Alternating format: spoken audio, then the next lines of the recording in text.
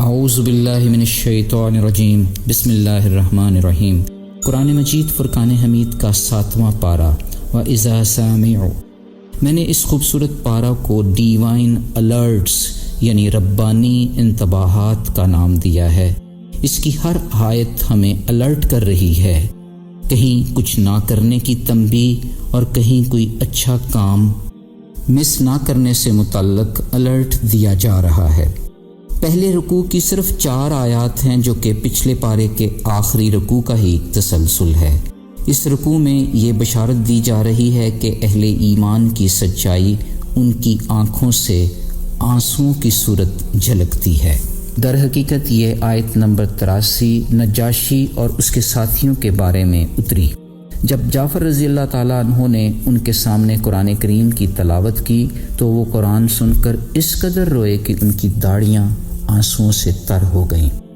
بخاری شریف میں ہے کہ جب نجاشی حبشہ میں حکومت کرتے ہوئے فوت ہو گئے، اسی دن آپ صلی اللہ علیہ وآلہ وسلم نے صحابہ کرام کو ان کی موت کی اطلاع دی اور ان کی غائبانہ نماز جنازہ بھی پڑھائی گئی۔ کلمہ حق کہنے کی وجہ سے وہ جنت کے حقدار ٹھہریں گے، مگر اللہ رب العزت کے الرٹس کو جھٹلانے والے جنت سے کوسوں دور رہیں گے۔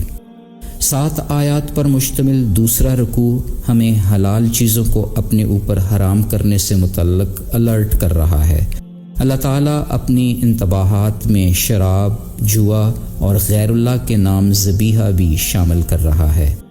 ان سب کو شیطانی کام کا نام دیا جا رہا ہے اور اس سے بچنے کی تنبیہ کی جا رہی ہے۔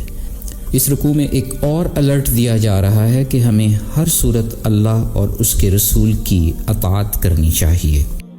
تیسرے رکوع کی 7 آیات میں شکار سے متعلقہ انتباہات ہیں۔ اس رکوع میں اللہ تعالیٰ اپنے پیغمبر کے ذریعہ یہ فرما رہے ہیں کہ پاک اور ناپاک چیزیں برابر نہیں ہوتیں۔ عقل والوں کو اللہ کے عذاب سے ڈرایا جا رہا ہے تاکہ وہ فلاح پا جائیں۔ چوتھے رکوع میں غیر ضروری اور فضول سوالات سے ممانعت فرمائی جا رہی ہے۔ تقلید کی مذمت کی جا رہی ہے۔ انسان کو اپنی فکر کرنے سے متعلق الرٹ کیا جا رہا ہے۔ جھوٹی گواہی، جھوٹی قسمیں کھانے سے روکا جا رہا ہے۔ اسی طرح پھر 5ویں رکوع میں اللہ رب العزت حضرت عیسیٰ علیہ السلام کو انعامات اور معجزات کی یاد دہانی کرا رہے ہیں۔ آپ پر حواریوں کی صورت انعامات کی بارش تھی۔ حضرت عیسیٰ علیہ السلام کی دعا کی قبولیت کا بھی ذکر اسی رکوع میں ہے۔ اس پارے کا 6واں رکوع اور سورہ المائدہ کے آخری رکوع کی آیت نمبر 118 نبی کریم صلی اللہ علیہ وآلہ وسلم کی امت کے لیے شفاعت کی دعا پیش کر رہی ہے۔ احمد اور نسائی کی ایک مشترکہ حدیث ہے کہ ابو ذر رضی اللہ تعالیٰ عنہ نے فرمایا کہ ایک مرتبہ آپ صلی اللہ علیہ وآلہ وسلم نماز کے لیے کھڑے ہوئے۔ آپ صلی اللہ علیہ وآلہ وسلم نے صبح تک یہی آیت بار بار پڑھ کر رکوع اور سجدہ کیا۔ صبح میں نے پوچھا کہ اے اللہ کے رسول، آپ رات بھر یہی آیت تلاوت کرتے رہے؟ آپ صلی اللہ علیہ وآلہ وسلم نے فرمایا، اللہ سبحانہ تعالیٰ سے اپنی امت کی شفاعت کی دعا مانگی تھی، اللہ تعالیٰ نے مجھے حق کے شفاعت عطا فرما دیا۔ انشاءاللہ میری شفاعت ہر مسلمان کو نصیب ہوگی جس نے اللہ تعالیٰ کے ساتھ شرک نہ کیا ہوگا۔ سورہ الانعام کا پہلا جبکہ اس پارے کا 7واں رکوع اللہ رب العزت کی بڑائی بیان کر رہا ہے۔ وہ ہماری چھپی اور کھلی ہر بات جانتا ہے۔ اسی نے ہماری مٹی سے تخلیق کی، اسی کی طرف لوٹ کر جانا ہے۔ پھر بھی ہم شک میں پڑے ہوئے ہیں۔ مشرکین اور سرکش اتنے ہٹ دھرم ہیں کہ اگر کاغذ پر لکھی ہوئی کوئی تحریر بھی اتار دیتے، وہ اسے چھو کر دیکھ بھی لیتے، پھر بھی وہ یہی کہتے کہ یہ تو کھلا جادو ہے۔ رسول پاک صلی اللہ علیہ وآلہ وسلم کو تسلی دی جا رہی ہے کہ آپ پریشان نہ ہوں۔ پھر اس پارے کا 8واں انتباہ کر رہا ہے کہ جھٹلانے والوں کا انجام ہم دنیا میں گھوم پھر کر خود ہی دیکھ سکتے ہیں۔ ساری مخلوق اللہ رب العزت کی ہی ہے۔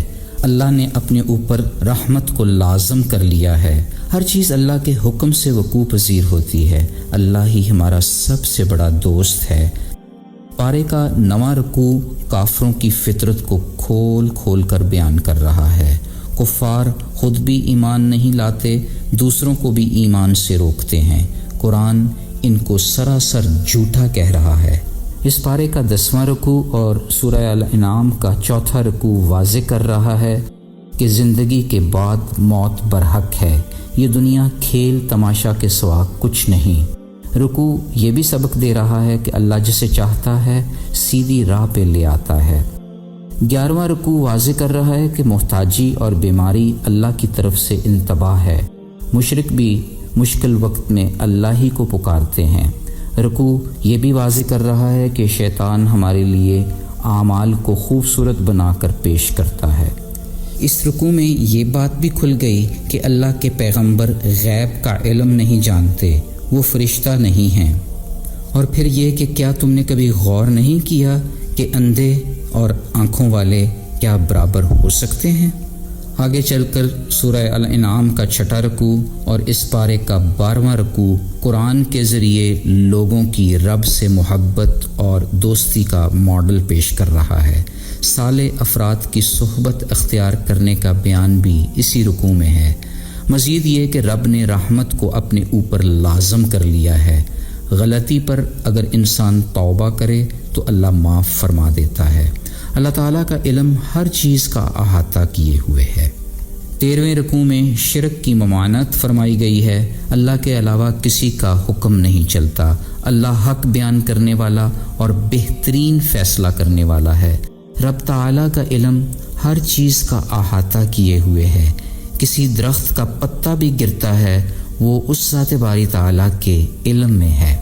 سورہ الانعام کا 8واں رکوع اور اس پارہ مبارک کا 14واں رکوع 10 آیات پر مشتمل ہے۔ یہاں واضح ہو گیا کہ اللہ تبارک و تعالیٰ ہی تمام آفات سے بچاتا ہے۔ ہر فیصلہ کے ظہور کا ایک وقت مقرر ہے۔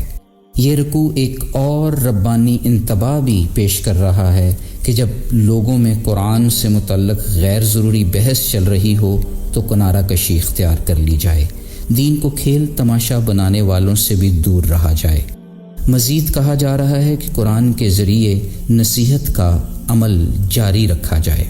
15ویں رکوع میں نماز کی پابندی اور تقوی کا حکم ہے۔ خاندان ابراہیم اور ان سے متعلقہ مضامین کا مفصل احاطہ کیا گیا ہے۔ مختصراً یہ کہ توحید ہی باعث نجات ہے۔ 16واں رکوع 8 آیات پر مشتمل ہے۔ واضح ہو رہا ہے کہ اللہ جس کے چاہے درجات بلند کرتا ہے۔ 17ویں رکوع میں کلام پاک کی برکت کا تذکرہ ہے جو پہلی کتابوں کی تصدیق بھی کرتی ہے۔ اسی طرح اللہ پر تہمت کی سخت وعید بیان کی گئی ہے۔ 18ویں رکوع میں واضح ہو رہا ہے کہ اللہ تعالی زندگی اور موت، اندھیرے اور اجالے کا خالق ہے۔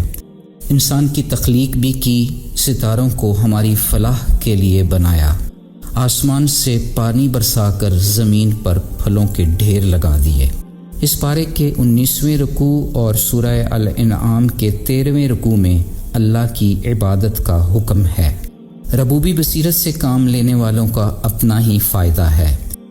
آئیں اللہ کے حضور دعا گو ہوں کہ اللہ رب العزت ہمیں ہر قسم کی آفات سے محفوظ رکھے، دین سے متعلقہ غیر ضروری بحث سے بچا کر رکھے، ہمارے درجات بلند کرے، ہدایت کے سارے دروازے کھلے رکھے، ہماری کوتاہیوں، ہماری غلطیوں سے درگزر فرما کر معاف کر دے۔ آمین یا رب العالمین۔ فی امان اللہ۔ اللہ حافظ۔